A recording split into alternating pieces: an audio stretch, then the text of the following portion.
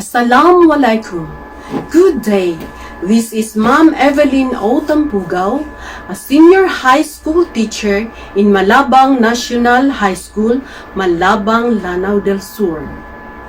Are you ready to listen about our topic this session? Okay, let's get started. Our topic is all about the nature, goals, and perspectives of anthropology, sociology, and political science. But before we are going to start our lesson, let us do this activity. Given are the list of words and phrases that characterizes social events. Let us group them according to the categories in the table provided. In letter A, the category is human nature, and letter B, social interaction or relations, and letter C is governance. What do you think is the correct words or phrases under human nature? Okay, we have primates, fossils, Stone Age. Yes, you've got it right. Another is civilization, artifacts, dialects, and languages. Yes, remarkable. Let's go now under social interaction or relations. What do you think is the correct words or phrases under social relations or interactions?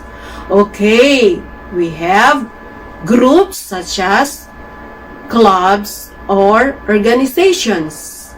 Kanduli, example, offering.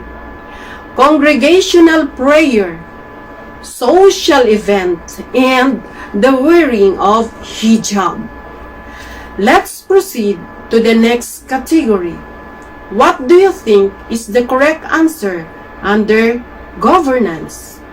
Okay, we have election, barangay ordinance, government, Bangsamoro organic law, constitution. The words or phrases in column A talks about human nature and human origins, which are part of the study of anthropology. When humans interact and relate with each other to maintain social order, survival, and development, this become part of the study of sociology. Further, as human societies deal with each other, promote common and move towards desired social goals, this is where leadership, governance, or government systems play important function which are part of the study of political science. This is where leadership, governance, or government systems play important function which part of the study of political science. As we go deeper, let's define the meaning of anthropology, sociology, and political science. What is then anthropology? Anthropology came from a Latin word anthropos, means man, and Greek word logos means to study. Anthropology is the scientific study of humanity concerned with human behavior, human biology, and societies in both the present and past, including past human species. Social anthropology studies patterns of behavior, while cultural anthropology studies cultural meaning, including norms and values. Linguistic anthropology studies how language influences social life, biological or physical anthropology. Sociology, then, is the study of human behavior. It refers to social behavior, society, patterns of social relationships, social interactions, and culture that surrounds everyday life. It is a social science that uses various methods of empirical investigation and critical analysis to develop a body of knowledge and about social order and social change. Let's go now to the definition of political science. Political science, then, is the systematic study of government and politics. It makes generalization and analysis about political systems and political behavior, and it uses this result to predict future behavior, as in elections and similar processes where predicting behaviors are important. It comprises numerous subfields, including comparative politics, political economic or political economy, international relations, political theory, public administration, public policy, and political methodology. Furthermore, political science is related to and draws upon the fields of economics, law, sociology, history, philosophy, human geography, journalism, political anthropology, and social policy. Those are the definition of anthropology, sociology, and political science, that is according to the book of Understanding Culture, Society, and Politics by Antonio P. Contreras et al. And Wikipedia. Let's go now to the goals of anthropology, sociology, and political science. Anthropology internalized the concept of individual differences and diversity.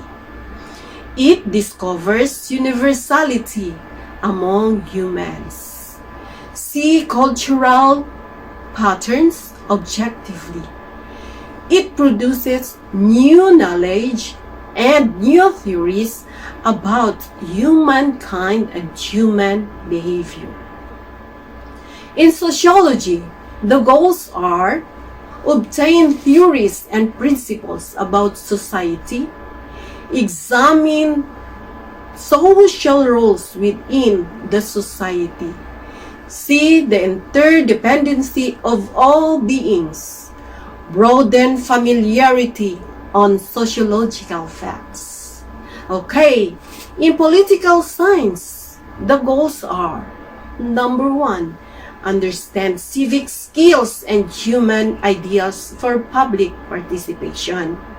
Examine the operations of the government. Equip us, each of us, intellectual resources that will harness you to a greater heights. Let us see now what is the relationship of anthropology, sociology, and political science. Anthropology, sociology, and political science are all social sciences. The three are all disciplines of social sciences. They are interrelated. For instance, to understand a certain social event, one has to understand patterns of human behavior as it relates to interactions and interrelationships of individuals, as well as the governing systems that are taking place simultaneously. What is the perspective of anthropology, sociology, and political science? Theoretical perspective is used to analyze and explain objects of social study and facilitate organizing sociological knowledge. Anthropology always describes human behavior, and human societies around the world. Sociology is the study of human social relationships and institutions. Political science perspective studies the tendencies and actions of people which cannot be easily quantified or examined. So, the perspective highlights the external influences that facilitate on human actions. The discipline is called sociology. The perspective underlines the role of cultural structures in organizing human interactions. The discipline is referred to as anthropology. And the perspective zeroes on power relations and how they produce layered modalities of opportunity among social actors. Then the discipline is called political science. Do you have any questions? If none, it's activity time.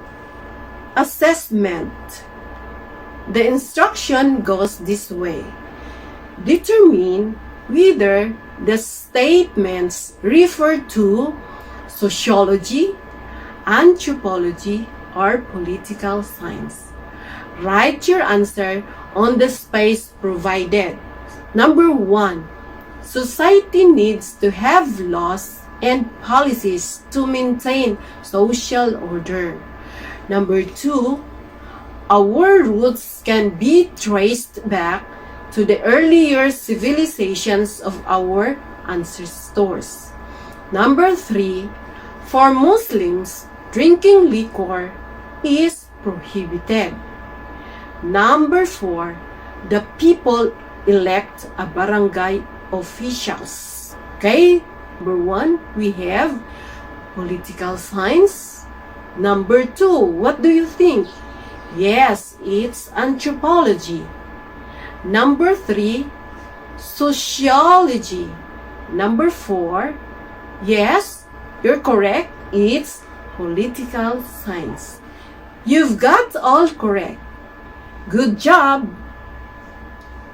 Just remember, anthropology, sociology, and political science are scientific disciplines that aim to help us understand ourselves and the society where we belong.